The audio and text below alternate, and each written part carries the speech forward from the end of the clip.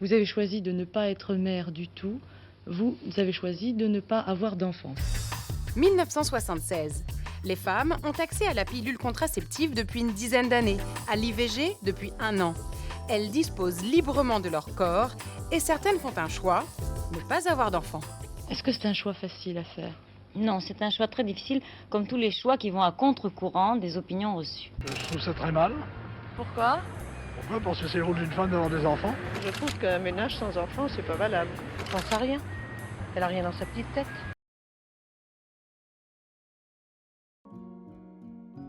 Ça fait quelques années que je réfléchis, en tant que femme, à quel point sont liées la féminité et la maternité dans la société. C'est une pression énorme, imposée aux femmes depuis des décennies. Comme je me sentais incluse sous cette pression, j'ai réalisé à quel point les clichés peuvent influencer nos décisions. C'était ce documentaire, il s'agit d'une quête, pour répondre à une question intimement personnelle. Est-ce que j'ai peur de me trouver seule à l'avenir? Est-ce que je ne suis pas complètement une femme si je ne désire pas être mère? Je ne pense pas.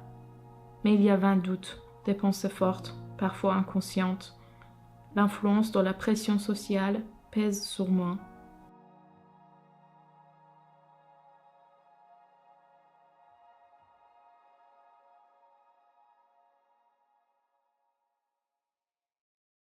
Pourquoi j'ai décidé de ne pas avoir des enfants. Euh, Jusqu'à aujourd'hui, je n'ai jamais ressenti euh, besoin d'avoir des enfants. Pour moi, c'est une grande, grande responsabilité que je n'étais jamais euh, prête pour accepter.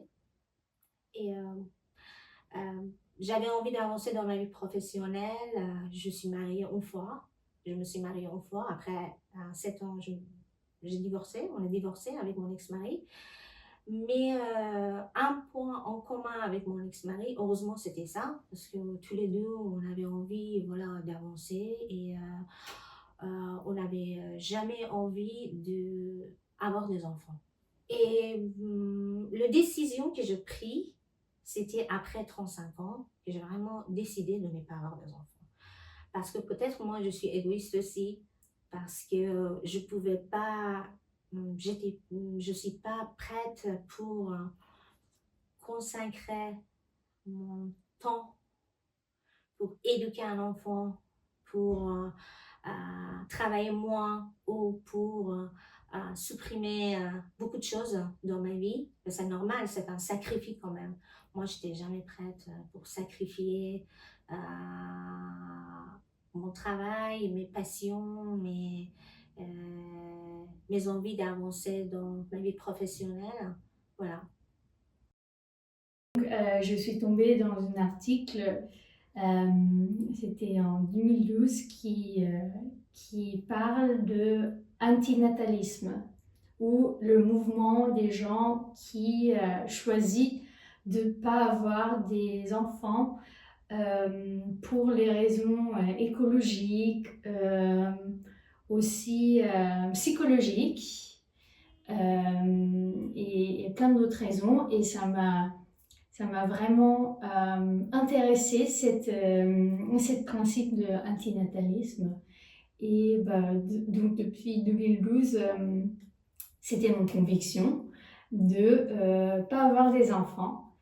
Pas juste pour réduire mon empreinte carbone dans le monde, mais aussi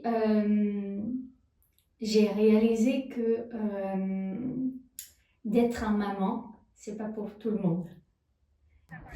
Donc je pense que si je dois donner une raison, il va y avoir évidemment la situation écologique. Parce qu'on est en surpopulation, c'est un fait dans le monde. Et je considère que je ne ressens pas le besoin, donc ça c'est plutôt personnel, mais je ne ressens pas le besoin de rajouter un autre être humain dans ce monde, alors qu'il y en a déjà plein qui sont là. Et comment dire, surtout que si j'ajoutais un enfant, ce serait un enfant français, donc avec des habitudes françaises, un confort français qui consomme beaucoup. On n'est quand même pas du tout le pays le plus écologique de la planète, de par notre pays développé, nos modes de consommation, etc. Donc moi je considère que c'est un acte écologique que de ne pas avoir d'enfants dans le monde d'aujourd'hui. Après ça va être des choix peut-être un peu plus personnels. Moi déjà j'ai un parent qui travaille dans la petite enfance, donc je sais ce que c'est que les enfants. Je sais ce que c'est que gérer des enfants, de élever des enfants. Je l'ai vu, je vois ce que c'est. Et j'ai pas du tout cette envie-là. C'est pas mon idéal de vie. Mon accomplissement en tant que femme adulte, ne passe pas du tout par la maternité et par la parentalité. Et je l'ai su depuis très très jeune, avec des fortes angoisses de tomber enceinte dès mes premiers rapports et des choses comme ça. Donc pour moi, ça a été vraiment quelque chose d'assez évident en fait. Parce que je ne l'ai pas dit, mais je suis opérée, du coup je suis ligaturée et j'ai pris cette décision volontaire de mon propre chef et vraiment par nécessité même, nécessité parce que je ne supportais pas les autres moyens de contraception. Et du coup, comme je n'avais pas ce désir d'enfant, je me suis dit je ne vais pas m'embêter avec de la contraception pendant encore les 30-40 ans qui me restent à être réglée. Et du coup, j'avais envie de vivre ma vie sans me préoccuper de ça. Et du coup, j'ai décidé de me faire opérer pour ces raisons-là. Donc, le fait que je ne supportais aucune contraception, le fait que j'étais décidée sur le fait de ne pas vouloir d'enfant. Je me suis fait opérer pour être tranquille. Oui, parce que aussi dans la société aux Philippines, on n'a pas de sécurité sociale, on n'a pas de retraite. Et les parents, souvent, ils font des enfants. Et c'est leur plan de retraite. Tu vois, il fait des enfants pour que les enfants prennent soin d'eux quand ils sont plus vieux, quand ils sont retraités. Et il y a cette pression, pas juste familiale, mais aussi financière, de donner l'argent aux parents, de leur supporter dans la vie.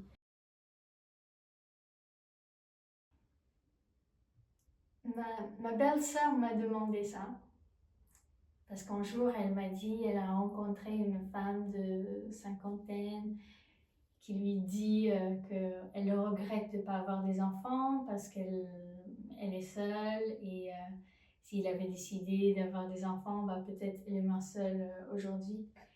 Et donc, avec cette question, j'ai déjà réfléchi en fait. Et j'ai pas peur d'être seule ou d'être isolée. Parce que je suis quelqu'un qui est très social. Et je pense qu'un jour, quand je suis en retraite, je vais passer mon temps avec mes amis. Ou peut-être de faire des volontariats pour les associations. Je crains pas d'être seule en fait. C'est pas vraiment un problème ou un peur pour moi. Et en fait, je me dis que de toute façon, d'avoir des enfants ou pas, au final, à un moment donné de la vie, on se retrouve avec plus personne avec qui partager des choses qui nous rassemblent en termes générationnels. Donc, quand je vois à l'heure actuelle le nombre de personnes âgées qui se sentent seules à crever et qui sont seules à crever, littéralement, alors qu'ils ont peut-être des familles très nombreuses, des choses, beaucoup d'enfants, etc., de petits-enfants, je me dis qu'au final, avoir un enfant ou des petits-enfants, c'est pas du tout une garantie de ne pas finir seul, justement.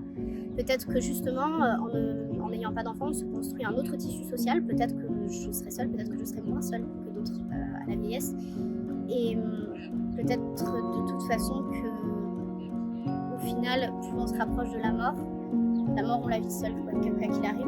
C'est peut-être quelque chose que de toute façon, la solitude, c'est pas une fatalité.